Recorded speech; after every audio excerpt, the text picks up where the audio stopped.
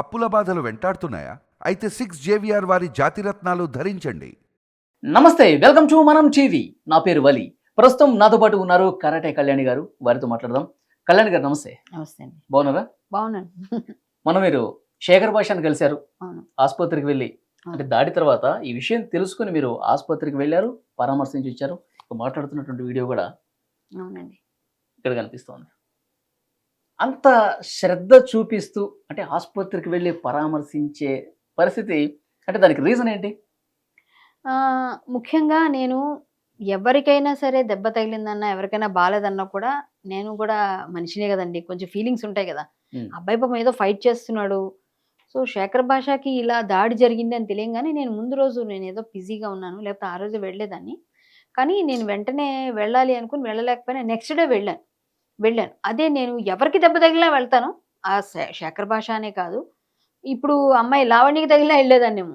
అలాంటిది జరిగితే దాడి ఎవరికి జరిగినా నేను వెళ్తాను. తప్పు ఆమె చెప్పారు, నన్ను కూడా కింద పడేశారు, నాకు కూడా దెబ్బలు తగిలినాయి అని చెప్పేసి అన్నారుగా. అంటే ఆమెని కొట్టారు లేదో నాకైతే తెలియదండి. ఈయన హాస్పిటల్లో ఉన్నాడు. ఆమె కొట్టారా, ఆమె కింద పడ్డదా, తగులో ఏం జరిగింది అన్నది నేను చూడలేదు. నేను ఫాలో అవ్వలేదు ఆ వీడియో కూడా.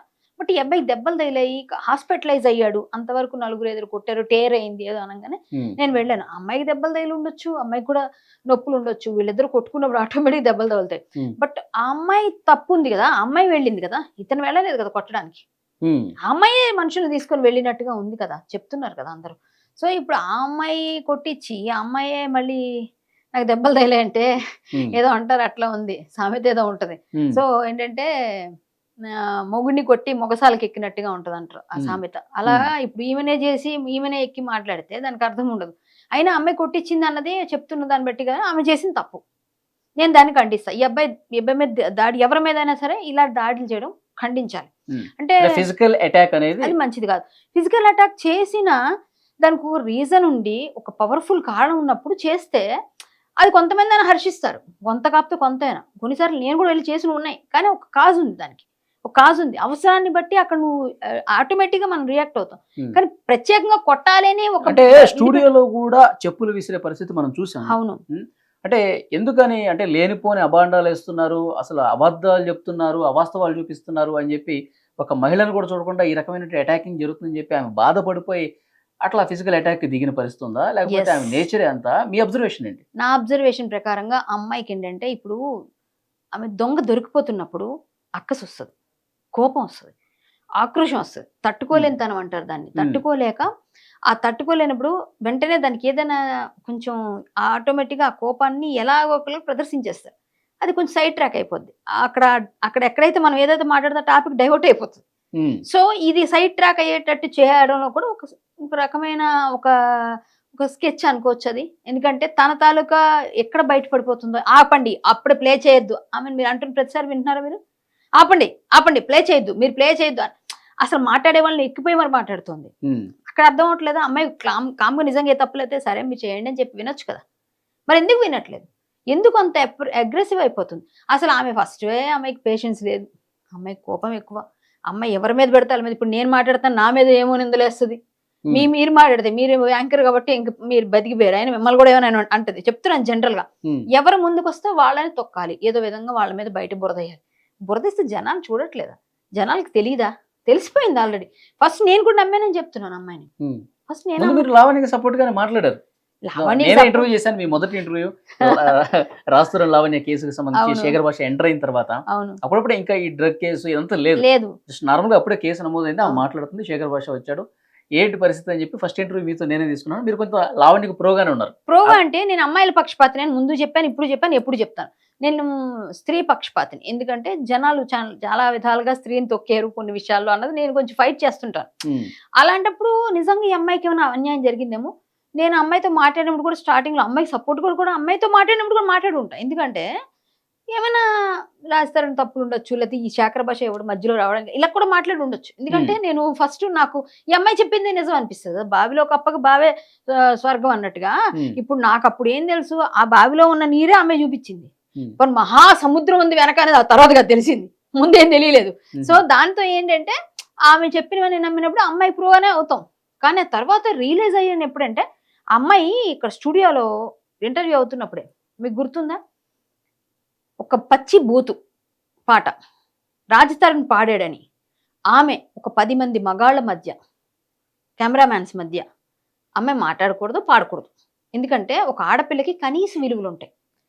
ఇంకెంత కష్టం ఉన్నా, ఎంత ఎరగెంట్ అయినా, ఒక మగాడు కూడా వినలేని జుగుప్సాకరమైన మాటలను నువ్వు పాట రూపంలో 10 మంది మగాళ్ళ మధ్య పాడావంటే నీ స్థితి ఏ స్థితిలో ఉంది?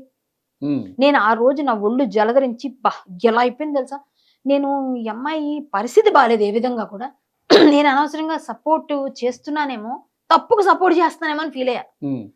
అంటే కరెక్ట్ గా ఏ ఇన్సిడెంట్ మీకు ఈ అమ్మాయిది తప్పు అనిపించింది? కరెక్ట్ గా ఏది జరిగిన తర్వాత, ఏ ప్రూఫ్ చూసిన తర్వాత ఈ అమ్మాయిది కరెక్ట్ కాదు, శేఖర్ భాష కరెక్ట్ మీకు ఎప్పుడు అనిపించింది? శేఖర్ భాష అబ్బాయి ఎవరితోనే తిరుగుతున్నాడు అని చెప్పిందండి అమ్మాయి, చూపించిందండి. ఓకే, మనం ఒప్పుకుందాం, అబ్బాయి తిరుగుంటే అబ్బాయికి శిక్ష పడుతుంది, లేదా అమ్మాయి చనిపోయిందా వాళ్ళు ఫైట్ చేసుకుంటారు, అబ్బాయికి పడేది లా అండ్ ఆర్డర్ వాళ్ళు చూసుకుంటే, అమ్మాయి కేసు పెడుతుంది, వాళ్ళు పెడతారు. నాకు శేఖర్ భాష పర్సనల్ గురించి నాకు అనవసరం, ఈ అమ్మాయి పర్సనల్ గురించి కూడా నాకు సంబంధం లేదు. కానీ బయటకు వచ్చింది కాబట్టి ఈ అమ్మాయి ఇద్దరితో సైమల్టేనియస్గా ట్రావెల్ చేస్తూ చాలా మంది విషయాల్లో ఈ అమ్మాయి జోక్యం చేసుకుంటూ, ప్రతిదీ ప్రూఫ్ పెట్టుకుంటూ, ప్రతిదీ అమ్మాయి అందరినీ పెట్టుకుంటుంది కదా. ప్రూఫ్స్ పెట్టుకుంటూ నువ్వు దాచుకుంటున్నావంటే నీ దగ్గర దురుద్దేశం లేకుండా ఎందుకు దాచుకుంటావు అన్నది ఫస్ట్ పాయింట్. నెక్స్ట్, పోలీసులే తప్పుడు ఎఫ్ఐఆర్ చేశారు. మస్తాన్ సాయి అనే అతని మీద నువ్వు ఏవైతే ఎఫ్ఐఆర్ చేయించావో ఎక్కడైతే గుంటూరులో, అది ఎందుకు చేస్తారు పోలీసులు? ఊరికి చేరుగా నువ్వు చెప్పిన వాంగ్మూలమేగా చేసేది. అది ఒకటి నాకు నచ్చలేదు. అక్కడ రాంగ్ పోలీసులు అన్నారు. చెప్పారు మన ఇంటర్వ్యూలోనే చేసినప్పుడు, అసలు అక్కడ లేను, అసలు ఆ లెటర్ నేను రాయలేదు, నా సంతకం కాదు. అది రాంగ్, అది అవ్వదు. పోలీసులు అలా చెయ్యరు. ఎలా చేస్తారండి? అలా ఎలా అవుతుంది? నువ్వు లేకుండా నీ ఆప్షన్స్ లో ఎలా అయిపోద్ది ఎఫ్ఐఆర్? అయ్యే అవకాశం లేదు. అది నేను అక్కడ కేసు బుక్ అలా చేసి వాళ్ళకి ఉద్యోగాలు పోతాయి. ఉద్యోగాలు పోగొట్టుకునేటట్టు నీకు సపోర్ట్ చేయరుగా ఎవరు. సో అది నాకు రాంగ్ అనిపించింది. అక్కడ ప్రూవ్ అయింది రాంగ్. ఈఎంఐ అబద్ధాలు చెప్తుంది ఫస్ట్ ఆఫ్ ఆల్ అని. తర్వాత ఆడియో లీక్స్ విన్నాను కదా. ఆడియోస్ విన్న తర్వాత నువ్వు గుండెకాయ అనడం, లేకపోతే నాకు ఇప్పుడు వేరే వాళ్ళు కావాలనడం, ఇవన్నీ కూడా నాకు యారగెన్స్ నచ్చలే. అమ్మాయి ఏదో కొంచెం మానసికంగా అవి తీసుకోవడం వల్ల, అలవాటు పడడం వల్ల, లేకపోతే ఏదో ఈ అమ్మాయి ఒత్తిడికి గురవుతుంది. దానివల్ల ఏమో ఈ పిల్లకి కొంచెం ఏమైనా కౌన్సిలింగ్ అవసరం ఉంటుంది, ఎవరైనా పెద్దవాళ్ళ దగ్గర తీసుకెళ్తే బాగుంటుందని నేను ఫీల్ అయ్యా. ఆ తర్వాత నుంచి ఇంకా అమ్మాయి చెప్పినవన్నీ చూస్తుంటే, బేరీజ్ వేస్తుంటే, ఈ అబ్బాయి తప్ప రైట్ అని పక్కన, ఈ అబ్బాయి ఏంటంటే నా ఫ్రెండ్కి న్యాయం జరగాలి అంటున్నాడు. ఈ అబ్బాయికి న్యాయం జరగాలి అనట్లేదు కదా. ఈ అబ్బాయి మధ్యలో నువ్వు ఎందుకు వచ్చావు నా అమ్మాయి అంటుంది. ఇప్పుడు నువ్వెవడు మా మధ్య పదే పదే చెప్తున్నారు. గుంటూరులో ఎఫ్ఐఆర్ మీరు ప్రశ్నిస్తున్నారు. మస్తాన్ సాయికి నాకే ఉందో, రాస్తురానికి ఏముందో, అసలు ఆడియో కాల్స్ ఎఫ్ఐఆర్లు అన్ని కూడా రాస్తురానికి ముందే తెలుసు. అసలు మస్తాన్ సాయి మీద కేసు పెట్టడానికి కూడా రాస్తురాని ప్రోద్బలమే కారణం, ఎదురు కలిసే పెట్టామని చెప్పి కూడా చెప్తున్నారు. సో ఏదున్నా సరే ఇంటర్నల్ గా మా ఇష్యూ ఏది మేము చూసుకుంటాం, మధ్యలో రావడానికి వీడెవడు. ఓకే అండి, మధ్యలో రావద్దు అని ఆమె అంటుంది కదా. మధ్యలో రావద్దు అనడానికి ఇప్పుడు ఆమె పబ్లిక్ లో రానంత వరకు రారు అని అబ్బాయి కూడా చెప్తున్నాడు కదా. పబ్లిక్ వచ్చింది కాబట్టి నేను మాట్లాడుతున్నా. నువ్వు నీ ఇంట్లో 4 గోడల మధ్య చేసుకుంటే నేను ఎందుకు వస్తా, నాకెలా తెలుస్తుంది, పబ్లిక్ ఎట్లా తెలుస్తుంది అంటున్నాడు. మరి ఆమెకి సమాధానం సరిపోయింది అక్కడ. ఇప్పుడు పబ్లిక్ లోకి వచ్చింది కాబట్టి మీరు నన్ను అడుగుతున్నారు. పబ్లిక్ లో రాపితే వాళ్ళు 4 గోడల మధ్య నన్ను అడుగుతారు, మీరు నన్ను అడగరు. ఎవరైనా ఎందుకు అడుగుతారు నన్ను? సో ఈ అమ్మాయి రాంగ్ ఉంది అన్ని విధాలుగా. ప్లస్ ప్రీతి వాళ్ళు వచ్చిన తర్వాత, ఇప్పుడు ఈ 2-3 రోజులు 4-5 రోజుల నుంచి జరుగుతున్న చూసిన తర్వాత పూర్తిగా నేను ఫేడ్ అవుట్ అయిపోయా అమ్మాయి విషయంలో. ప్లస్ ఈ అమ్మాయి నిజాలు చెప్తుంటే, ఇన్ని నిజాలే ఉంటే, అబద్ధాలే లేకపోతే ఎందుకు ఈ అమ్మాయికి పేషెన్స్ లేదు? కేసులు ఎందుకు డైరెక్ట్ గా వేసి అందరినీ లోపలేయించలేకపోతుంది? ఎందుకు ఈ అమ్మాయి అందరి మీద దాడి చేయడానికో, వేరే విధంగా వీడియోస్ చూపించడానికో, ఆడియో లీక్స్ చేయడానికో, నువ్వు ఇది చేస్తా నేను ఇది చేస్తా, రివెంజ్ తప్ప పేషెన్స్ లేదు. హస్బెండ్ అన్నవాడిని ఇష్టపడితే అరేవరా అనుకుంది, నీ ఇంట్లో బయటకు వచ్చాగా రా నువ్వెవడరా అన్నట్టుగా మాట్లాడితే నువ్వేమిచ్చావు విలువ? ఇవ్వలేదు. సో నాకు ఈ అమ్మాయి యారగెన్స్ తప్ప నాకేం ప్రేమ కనిపించలేదండి, ఏమనుకోకండి.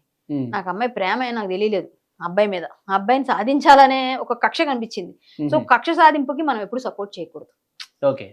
నిజం ఉందనుకోండి మనం సపోర్ట్ చేయాలి. అన్ని విధాలుగా ఎన్ని బేరీజ్ వేసుకున్నా అమ్మాయి చేస్తున్న వాటిలో ప్రతి దానిలో ఎక్కడో ఒక చిన్న లోపం కనిపిస్తుంది. ఏదో నిజం అనిపిస్తుంది మనకి, ఆ క్షణానికి మళ్ళీ ఇక్కడ ఏదో తేడా ఉందే అనిపిస్తుంది మనకి.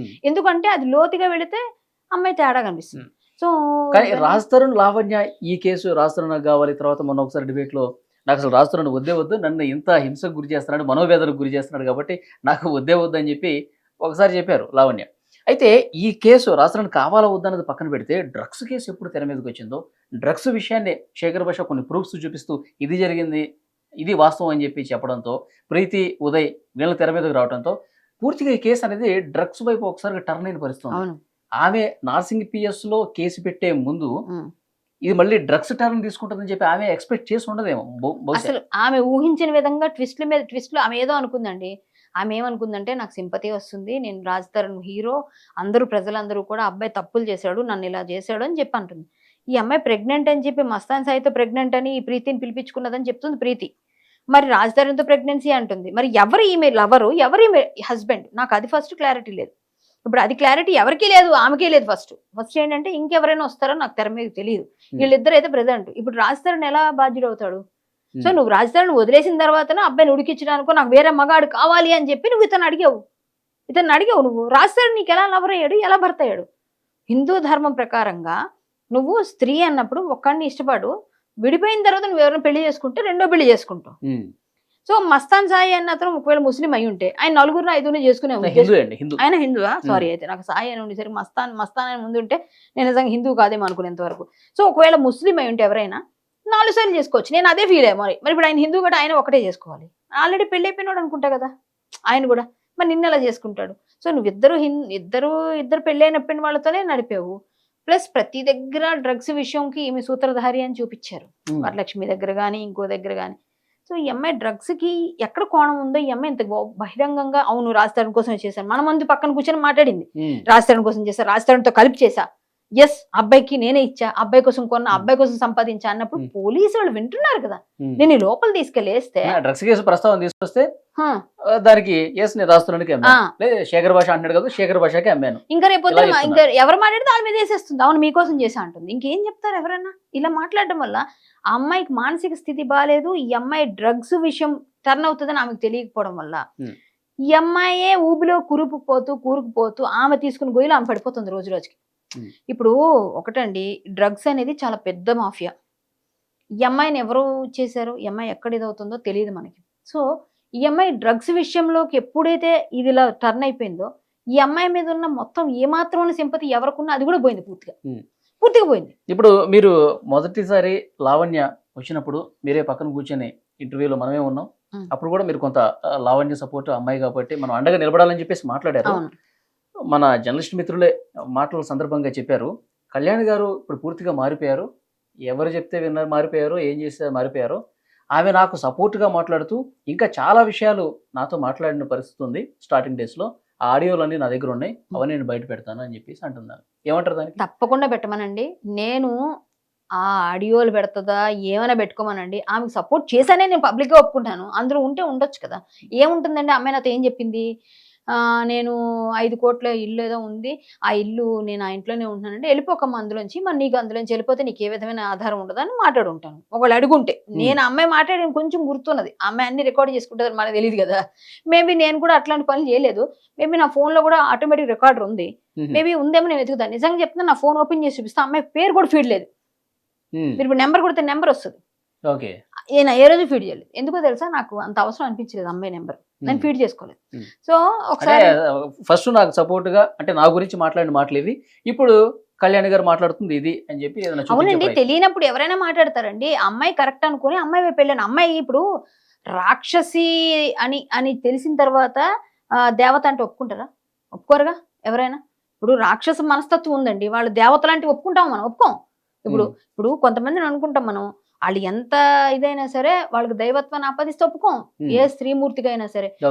మనం రాముడు కూడా మనకు ఒకటే చెప్పాడు, తాటకని కూల్చేటప్పుడు కూడా ఏమని చెప్పాడు? నేను ఆ రోజు కూడా చెప్పాను శేఖర్ భాష దగ్గర, ఆడదైనప్పటికీ రాక్షస క్రూర ప్రవృత్తిదండి, ఉన్న వాళ్ళని శిక్షించాలి, ఆడదానైనా సరే నువ్వు వదలకూడదు రామా, బాణమే అన్నాడు ఆయన విశ్వామిత్రుడు. సో ఇప్పుడు ఆడపిల్ల అయినంత మాత్రాన మనమేమి ఆమెని రక్షించాల్సిన అవసరం లేదు. ఏం మాట్లాడుంటా తెలియనప్పుడు అమ్మాయికి సపోర్ట్ చేసి ఉంటాను, నేను చేయలేదని చెప్పట్లే, ఫస్ట్ చేశాను కదా. అమ్మాయి నాకు ఫోన్ చేసి అంటే నెగిటివ్ గా మాట్లాడే వాళ్ళందరూ కూడా రాజ్ తరుణ్ దగ్గర డబ్బులు తీసుకొని మాట్లాడుతున్నారు. శేఖర్ భాష కావచ్చు, ఉదయ్ ప్రీతి కావచ్చు, ఇప్పుడు ఆఖరికి కరాటే కళ్యాణి గారు కూడా మారిపోవటానికి డబ్బులు తీసుకున్నారు. సో నాకు డబ్బులు ఇచ్చినట్టు, నాకు నిజంగా ఎవరైనా ఇస్తారనో, నన్ను డబ్బులతో కొనగలరనో ఎవరైనా నిరూపిస్తే, ఆమె ఏదో చెప్పింది చూసారు ఆ రోజు, గుండు కొట్టించుకు తిరుగుతానని, అది నేను చేస్తా. నన్ను కొనగలిగితే. అలాంటి మహానుభావుడు ఇంతవరకు పుట్టలేదు నాకు తెలిసి. నన్ను ఎవరు కొనేసి అంత సీన్ లేదు. నేను ఏదైనా నిజం వైపు నిజాయితీగానే ఉంటాను. ఆమె చెప్పింది కానీ ఆమెలాగా కాదు, మాట తప్పే రకం కాదు మనం. ఖచ్చితంగా రాజ్ తరుణ్తో నాకు ఎప్పుడు కూడా ఎటువంటి కాన్వర్సేషన్ ఉన్నట్టు నా ఫోన్ ఇచ్చేస్తాను. నాకు రాజ్ తరుణ్ నెంబర్ కానీ, అబ్బాయితో ఫోన్ కానీ, పోనీ ఎవరితో కానీ, నేను నిజం వైపు మాట్లాడుతున్నా. అమ్మాయి తప్పులు చేసింది, అమ్మాయిని శిక్షించండి. ఆ అమ్మాయి వల్ల చాలా మంది పాడవుతున్నారు, అది శిక్షించాలి. అప్పుడు ఆ అమ్మాయిని ఆ విధంగా అరెస్ట్ చేయాలి ఫస్ట్, తర్వాత వీళ్ళిద్దరు కేసు, డైవర్స్ కేసా, 498 493 ఏదైనా ముందు డ్రగ్స్ తేల్చాలంటారు. డ్రగ్స్ తేల్చాలి ఫస్ట్. డ్రగ్స్ కి మేము నో టు డ్రగ్స్, మేమంతా ఇండస్ట్రీ అంతా కూడా మేము సపోర్ట్ చేస్తాం, ఇండస్ట్రీకి మేమంతా కూడా సపోర్ట్ గా ఉంటాం డ్రగ్స్ విషయంలో. ఈ అమ్మాయి చేస్తుంది డ్రగ్స్ విషయంలో మాకు నచ్చలేదు, ఈ అమ్మాయి చేసిందని చెప్తున్నారు కాబట్టి ఏది నిజమో ముందు బయట తీయండి, వాళ్ళందరినీ తీసుకుని కూర్చోబెట్టి విచారించండి, ఆటోమేటిక్ గా తీగలాగితే డొంక కదులుతుంది. ఇదే నేను చెప్తున్నా. నాకు లావణ్య మీద కక్ష లేదు, లేకపోతే శేఖర భాష మీద ఇష్టము లేదు, రాజస్థాన్ మీద ప్రేమ లేదు, ఎవరి మీద ఏమీ లేదు. ఒకటే, నేను ఎటువైపు నిజాయితీగా ఉంటే ఆడపిల్లైనా శిక్షించాలి, మగపిల్లడైనా తప్పదు, ఎవరైనా ఒకటే. Rule is rule, rule final గా మీరు మాట్లాడిన ఆడియో కాల్స్, రికార్డు ఆడియోస్ ఉన్నాయని చెప్పేసి అంటున్న లావణ్యకి మనం టీవీ వేదికగా స్ట్రైట్ గా ఏం చెప్తారు? లావణ్య, నువ్వు కానీ నువ్వు మార్చుకోపోతే నీ తలరాత నువ్వే మొత్తం చెడగొట్టుకుంటున్నావు. నువ్వు నా రికార్డ్స్ కాకపోతే మా అమ్మమ్మ అందరూ తెచ్చిపెట్టుకో, నాకు ఏమీ కాదు. నిజంగా చెప్తున్నా, నేను నీకు సపోర్ట్ చేయడానికి నేను రాలే, నువ్వే నాకు ఫోన్ చేసావు, నీ అంతటి నువ్వొచ్చి నన్ను అడిగావు, నువ్వొచ్చి నాతో మాట్లాడావు, ప్రతి ఒక్కరు అదే చెప్తున్నారు. నేనే నీకు వచ్చి ఫోన్ చేసి ఉంటే నువ్వు నన్ను అనాలి. నువ్వు ఫోన్ చేసి నా కాల్ రికార్డ్ చేసి నా ప్రైవసీని భంగం చేస్తే నేను కోర్టు వరకు లాగే అవకాశం ఉంది. ఇంకా నాకు తిక్క వచ్చిందంటే తర్వాత నీ ఇష్టం, మరి నువ్వు అందరిలా చేస్తావు లేదు నాకు తెలియదు, కానీ నేను ఎవరిని బెదిరించనమ్మా, నాకు బెదిరించే అవసరం లేదు. నేను చేతలు అని చెప్పట్లేదు, నువ్వు చెప్పినట్టు నేను చెప్పను, అది నీకు నాకు తేడా ఉండదు. నేను లాపరంగా, నేను చట్టపరంగా ఏ విధంగా తీసుకోవాలో అన్ని చర్యలు తీసుకుంటాను. నా ప్రైవసీని భంగం చేస్తే నేను ఎందుకు ఊరుకుంటా? నువ్వే ఫోన్ చేసి, నువ్వే రికార్డ్ చేసి నా కాల్స్ చేస్తే ఒకళ్ళు చేసుకో, పర్లేదు, నేను తప్పు ఏం మాట్లాడలేదు. అప్పుడు నేను మాట్లాడాను అంటే నువ్వు తప్పు చేసావు కాబట్టి, అయ్యో ఆడపిల్లని అన్యాయం చేస్తున్నారని మాట్లాడు. నేను నమ్మాను కాబట్టి నేను అంత ఏడుపులు ఎందుకు ఏడిచింది మరి నాకు ఫోన్ చేసి? అమ్మా అమ్మో ఏం జరిగిందని అంత ఏడుపులు. మహానటివే తల్లి, నిజంగా మామూలు మహానటి కాదు, నిజంగా గ్రేట్. నిజంగా ఇలాంటి ఆడవాళ్ళు ఉంటే మిగిలిన ఆడవాళ్ళకి కూడా అసలు ఎవరిని నమ్మే పరిస్థితి లేదు. అమ్మ, ఆడైనా మగైనా ఈ రోజులు ఎవరిని నమ్మేటట్లేదు, అందరూ జాగ్రత్తగా ఉండండి. ఎవరు ఫోన్ చేసినా సరే మీరు రికార్డ్ పెట్టుకోండి, వాళ్ళు ఏం రికార్డ్ చేస్తారో తెలియదు. ఇది ఒకటే చెప్తున్నా, లావణ్య లాంటి అమ్మాయిలు ఉంటారు, బీ కేర్ఫుల్. అమ్మాయిలు కూడా ఉన్నారు, అమ్మాయిలు కూడా జాగ్రత్తగా ఉండండి, అబ్బాయిలు కూడా జాగ్రత్తగా ఉండండి. లావణ్య, నువ్వేం చేసినా నేను రెడీగా ఉన్నానమ్మా, నీకన్నా బాగా స్ట్రాంగ్ నేను. నువ్వు అందరితో పెట్టుకున్నావు, ఇప్పుడు నాతో పెట్టుకుంటే చాలా బాగుంటుంది, ఒకసారి పెట్టుకొని చూడు. Thank you. ఓకే కళ్యాణ్ గారు, ఇంతకుముందు ఒక మాట చెప్పారు మీరు, లావణ్య రాస్తున్న కేసు పక్కన పెడితే ముందు డ్రగ్స్ తేల్చాలని చెప్పేసి అన్నారు, చాలా మంచి విషయం. సో దీని వెనకాల ఎవరు నిజంగా బాధితులు ఉన్నారా, లేకపోతే పెడ్లర్స్ గా మారి ఎవరెవరు ఏం చేశారో, ఈ గత చరిత్ర ఏదైతే ఉందో మొత్తం కూడా బయటకు రావాలా.